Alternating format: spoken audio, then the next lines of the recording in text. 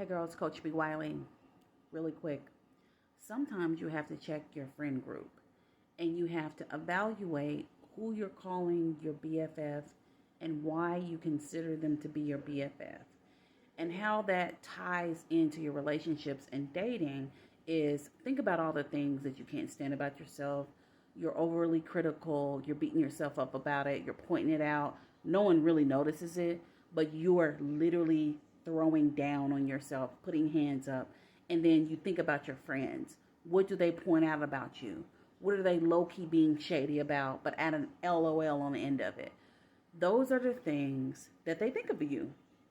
And sometimes we will entertain and keep friends around that see us as less than only because low key we believe we're less than. Now, if you don't believe it, I'm here to tell you, I'm a witness. I've literally had friends who have been in my life for over 20 years.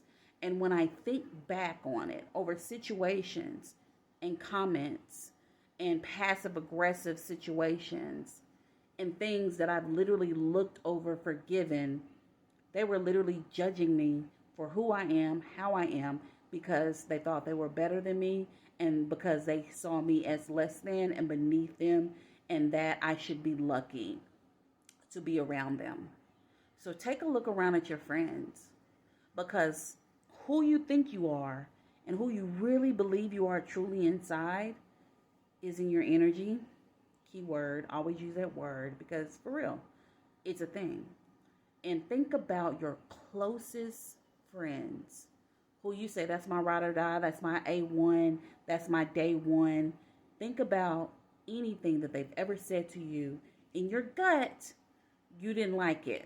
You may not have said anything because a lot of times we think because they were our friends, oh, they didn't mean it that way. We'll overlook it.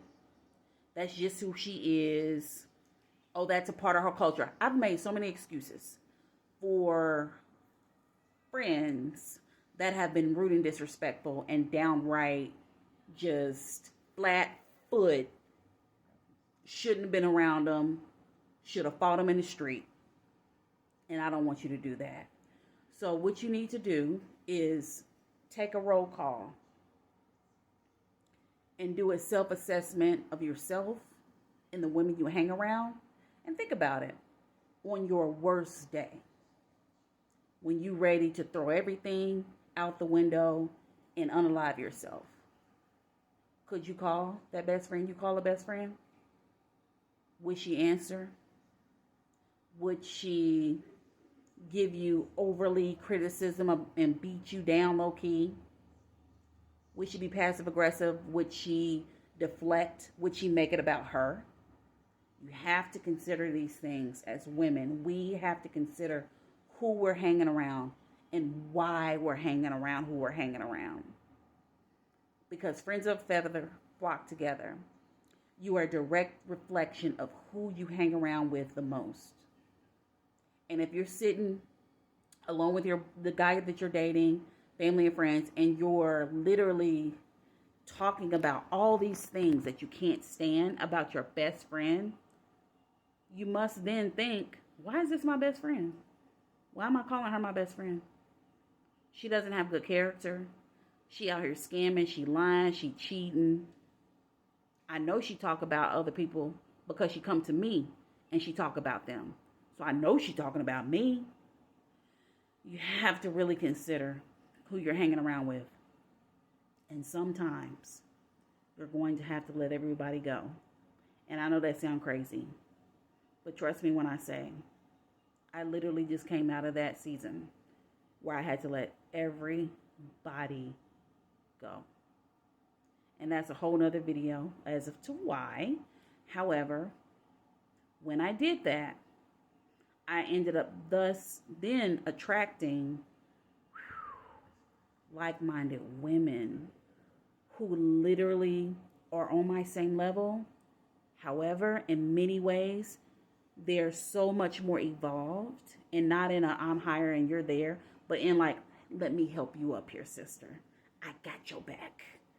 Here's a helping hand. I'm going to pull you up versus pushing you down like those other girls you was hanging with that you was riding and unaliving for, and they didn't do nothing for you when you really needed them. I'm telling y'all, I can write a book on chicks that I've been friends with who I was solid, and they have done unforgivable things, but I was boo-boo the fool, and it happens.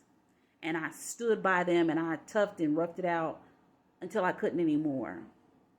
Because at some point when you're evolving, you're not going to be able to stomach certain things from people.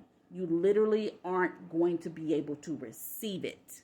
It's literally going to make your skin crawl and make you say, I physically can't do this. I can't do it.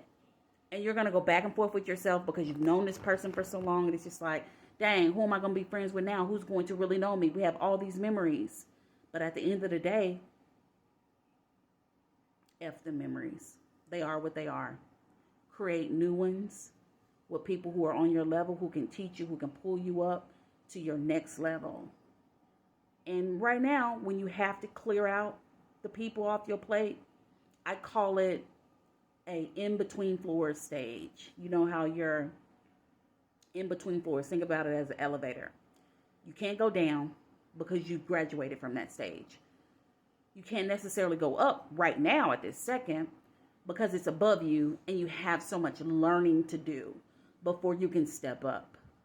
So you're in the middle and you're clearing everything off the plate that needs to be cleared off as you're learning and growing until you can elevate. And that's literally where I am right now. So if you're where I'm at, hey girl, we in this together. However, if you're on the bottom level with the girls that you've been friends with for decades, 5 years, 10 years, 20 years. I'm talking about friendships I've had for 20 years. I've had to let go.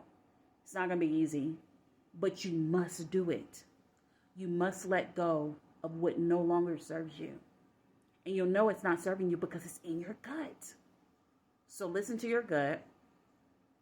Recognize that they're not bad people. They're just not your people. And allow yourself to graduate organically, naturally, to your next level. Now, I know this is one about dating and relationships. It's about relationships. It's not necessarily about dating. However, it goes the same with dating. When you're accepting of the bottom of the barrel dudes, that means you're a bottom of the barrel woman.